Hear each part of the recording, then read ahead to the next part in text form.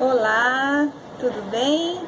Bom, eu tô aqui pra gente conversar um pouquinho sobre um tema tão gostoso desse mês de outubro, do nosso lindo Outubro Rosa.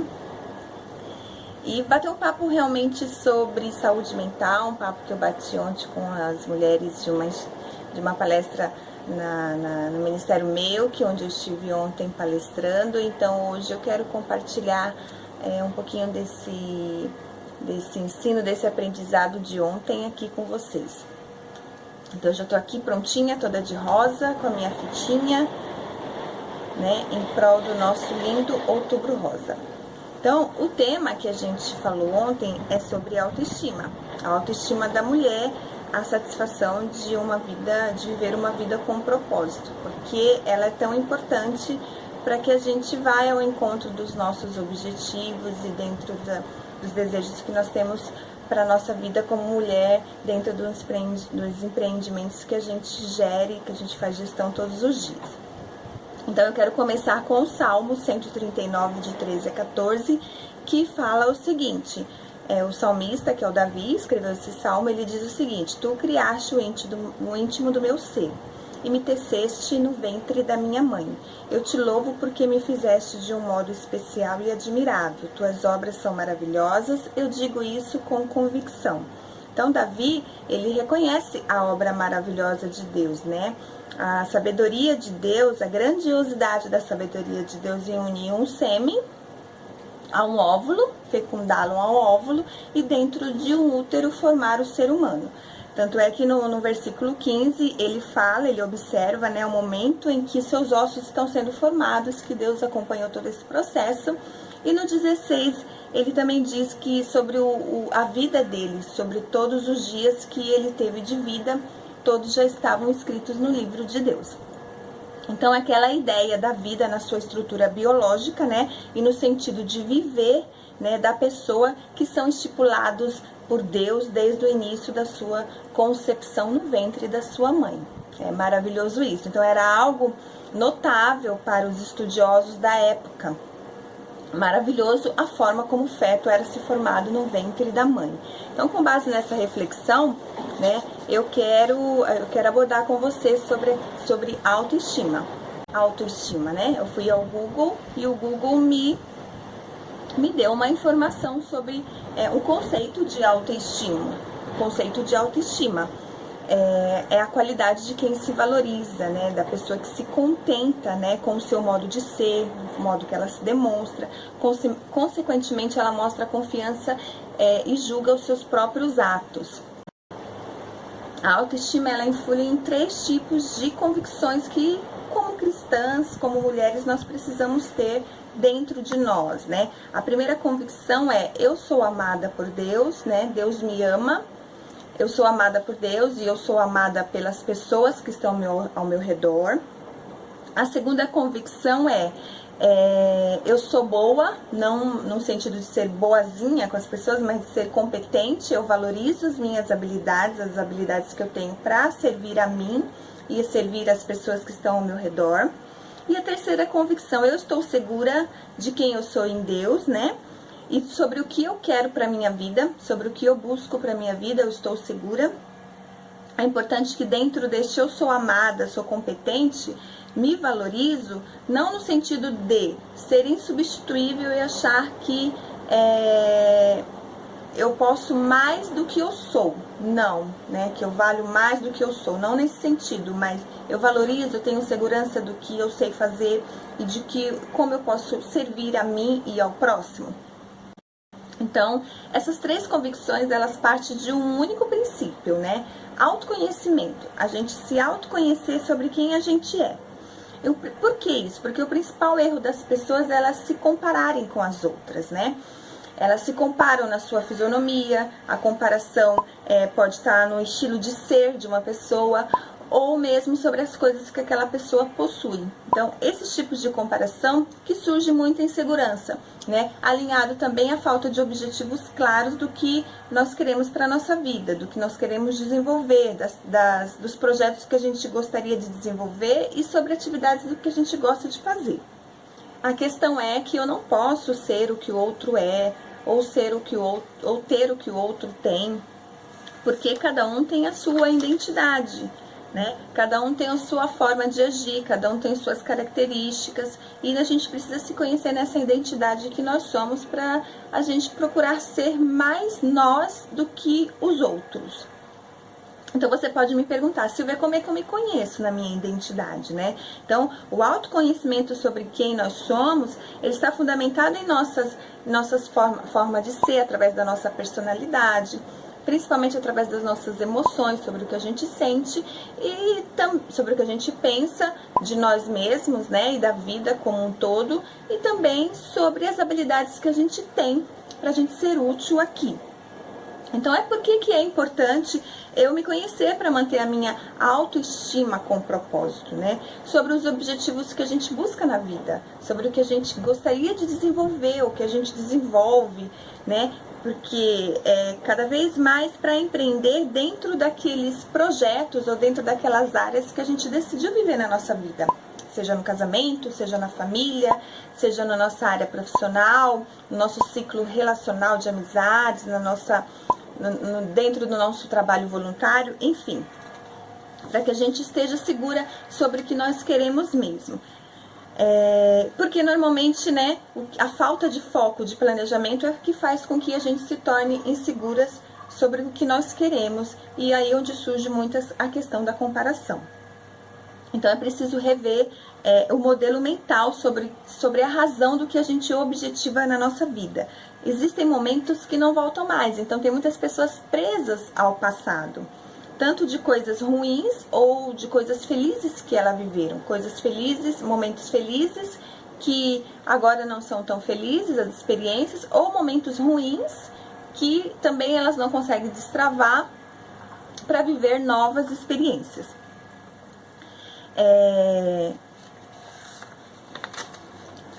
Uma mulher que ela é segura sobre o que ela quer, uma mulher que ela é segura em Deus, né, ela vai ter sempre a sua autoestima mais elevada, porque ela está sempre buscando se desenvolver, né, ser produtiva dentro daquelas atividades que ela vai desenvolver ao encontro do propósito que ela tem junto à sua família, junto ao seu trabalho, junto aos seus relacionamentos sociais, junto ao seu trabalho voluntário.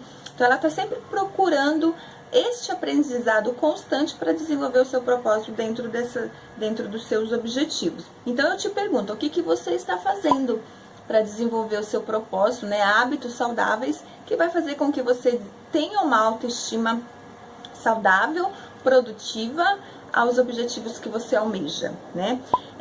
Qual é o cuidado, né, no sentido de promover bem-estar que você está fazendo para você e para servir as pessoas que estão à sua volta, né? Como você tem cuidado de você mesma para controlar a sua ansiedade, né, em termos de aprendizado, ou sobre coisas que você gostaria de fazer, atividades, cursos, hobbies prazerosos, enfim.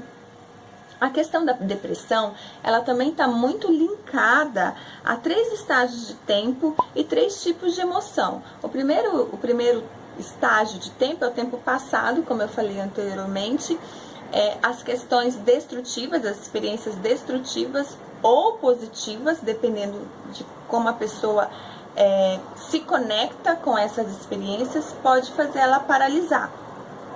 E ela ficar muito tempo do tempo dela triste, né, em função das experiências que ela já viveu no passado. O segundo estágio é o presente, é aquela preocupação, o estresse do dia a dia, de dar conta de tudo, né, ou de estar atrás da provisão material. Isso faz com que a pessoa cause um estresse grande e pode gerar a depressão. E o outro tempo é o futuro, na questão do sentimento ansioso, na ansiedade por questões e experiências que a gente ainda não viveu. Então, nós estamos no mês de outubro, né? Onde a campanha de prevenção contra o câncer é bem divulgada, né? Há muitos anos isso acontece.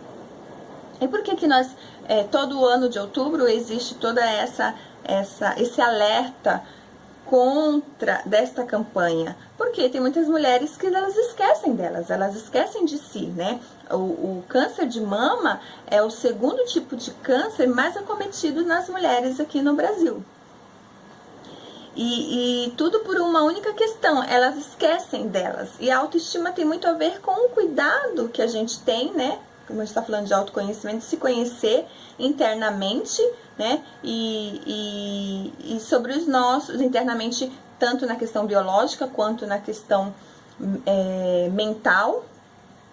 Então, a autoestima, ela implica em você ter uma boa autoliderança de você mesmo, você liderar a sua vida, né? Provérbios 25, 26, ele diz o seguinte: quem não sabe se controlar é tão sem defesa como uma cidade sem muralhas.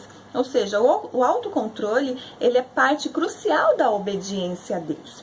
Lá em Gálatas, o Paulo, né, na carta deles, ele diz, né, a Gálatas lá sobre o fruto do Espírito que nós bem conhecemos. Mas o fruto do Espírito é o amor, é o gozo, é a paz, a longanimidade, a benignidade, a bondade, a fé, a mansidão, a temperança, e contra essas coisas não há lei. Então, o autocontrole, ele é parte crucial da nossa obediência. Então, você não vai conseguir liderar você mesma, né, sem aprender a controlar primeiramente as suas emoções, né, e entender a razão de viver que leva você a ser realizada como mulher. Então, a autoliderança envolve o controle das nossas emoções e planejamento dos objetivos que a gente almeja para a nossa vida.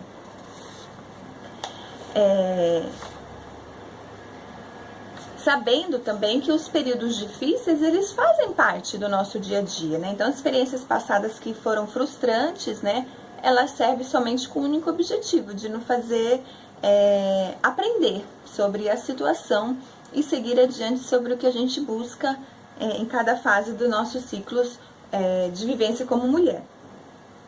Então, agora, diante dessa reflexão, eu quero compartilhar com vocês 3 atitudes, né, que ontem eu estive compartilhando lá com as meninas, e hoje eu quero compartilhar com vocês para que a gente possa seguir com uma autoestima mais saudável, mais produtiva, ao que a gente quer se realizar como mulher. Então, a primeira atitude é você separar um tempo de qualidade para você se conhecer, né? Se conhecer nas suas emoções, se conhecer sobre quem você é, sobre a sua identidade.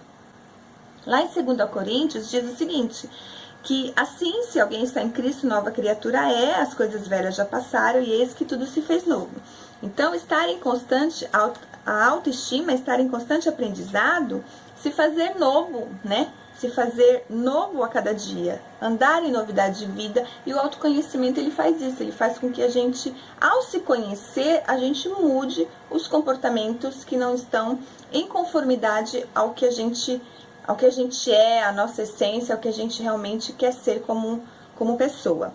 O Daniel Goleman, no seu livro Inteligência Emocional, ele fala bastante sobre a questão do autoconhecimento.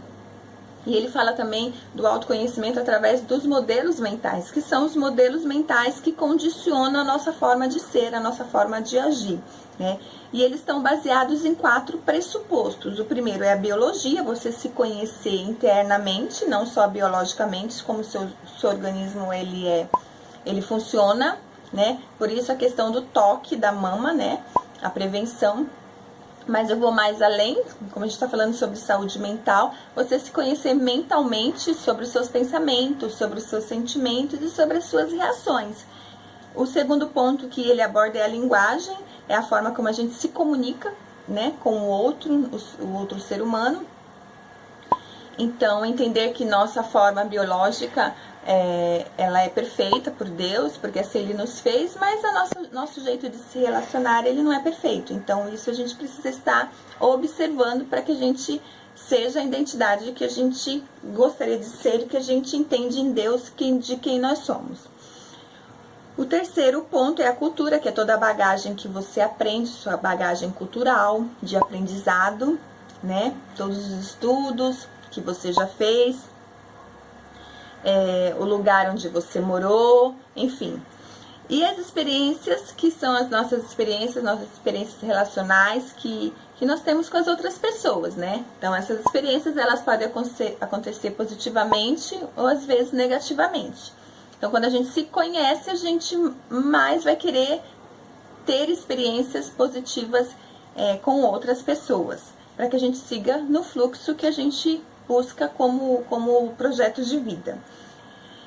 E agora, por que é tão importante a gente se entender dentro desses 4 pressupostos, né?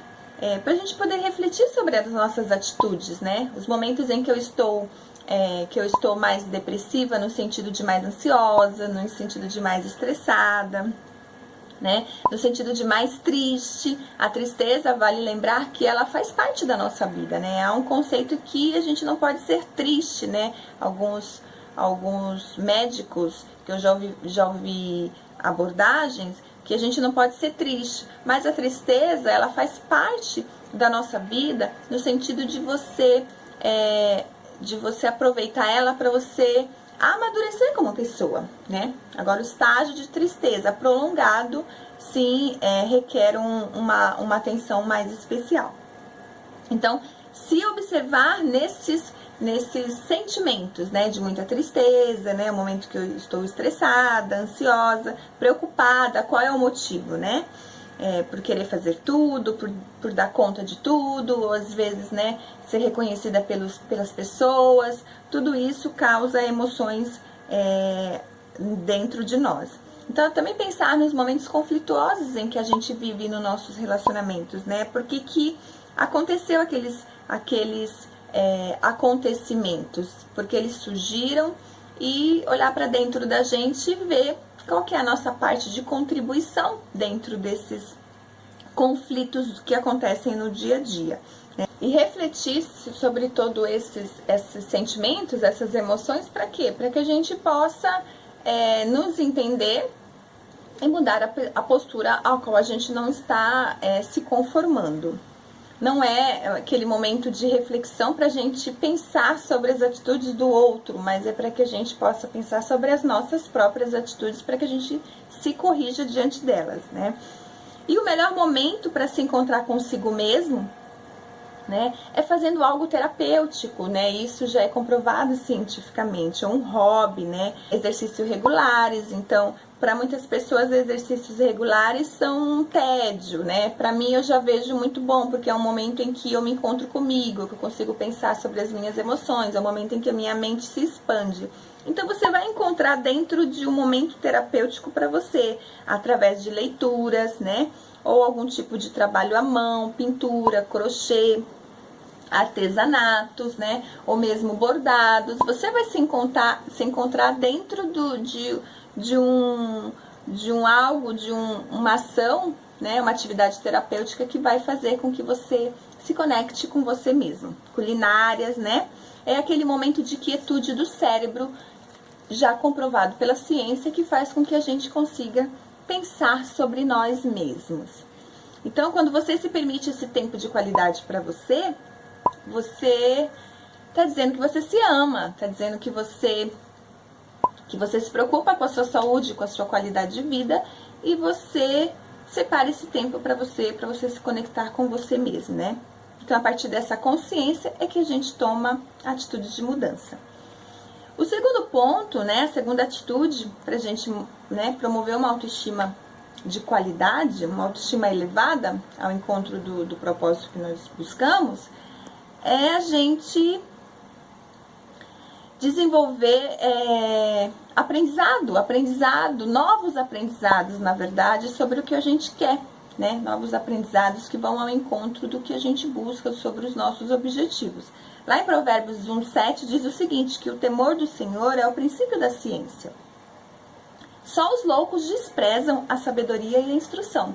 Olha que forte isso, né? Então, isso inclui o quê? Novos aprendizados, inclui cursos, né? Inclui palestras, né? Uma leitura de um livro, né? Uma atividade, como eu falei, um hobby anteriormente, né? Você está se reciclando dentro daquilo que você gosta, né? Que você desenvolve, ou mesmo sobre outra área que você gostaria de mudar, ou mesmo outras atividades que você gostaria de desenvolver. Então, é importante a gente entender que as atividades, elas podem mudar, mas o seu propósito, ele vai ser sempre o mesmo, né? Aquele de unir a família, aquele de se desenvolver bem no seu trabalho, aquele de se relacionar melhor nos seus ciclos de relacionamento, aquele de desenvolver melhor um trabalho voluntário, enfim. O propósito ele não muda, as atividades ela muda e o propósito não. Então, exemplo, né? Eu na minha área como esposa, né? Nesse empreendimento como esposa, como mãe, eu sempre quis desenvolver algo, né? Fazer algo que pudesse marcar a vida da minha família, porque eu trabalhava fora e os nossos momentos eram menores juntos, né? Meu tempo maior era no trabalho. Então, há 4 anos eu venho sendo mais presente com a família. Então eu comecei a desenvolver novas habilidades, né? Como culinária, né? Novos pratos. Sempre eu achei lindo essa questão da avó, da gente, do bolo de vó, né? Do bolo de vó, do bolo de mãe. Pudesse realmente desenvolver essas habilidades, desenvolver coisas gostosas, né? Desenvolver culinárias ou comidas gostosas que pudessem marcar com experiência, né, a vida da minha família. Então eu fui buscar esse conhecimento de entender mais sobre culinária, de novos pratos, para que pudesse gerar uma alegria dentro do meu lar. Então isso é um exemplo, né?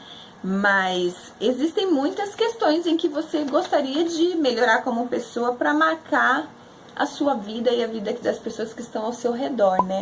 Então, pensar realmente nisso. Quais são as atividades que eu preciso me reciclar dentro do propósito que eu quero, que eu exerço, que eu entendo na minha missão.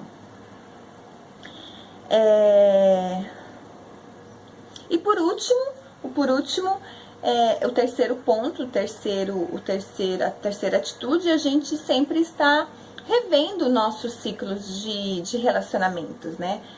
Não basta apenas você se autoconhecer, para você se entender nas suas emoções, para você gerar um autocontrole de si mesma, né?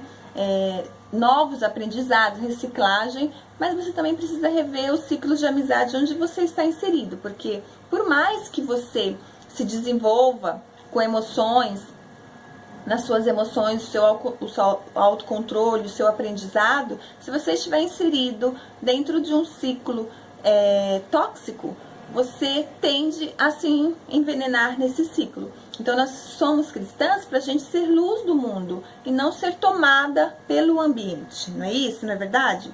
Então, lá em Provérbios 13:20 diz o seguinte: quem anda com sábio será sábio, mas quem anda com tolo acabará mal. Deixa eu ajeitar aqui.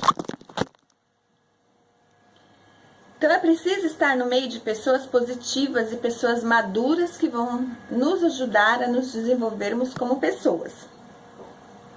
Pessoas que não te julguem, né, o tempo todo, mas pessoas que possam te dar uma palavra madura de crescimento.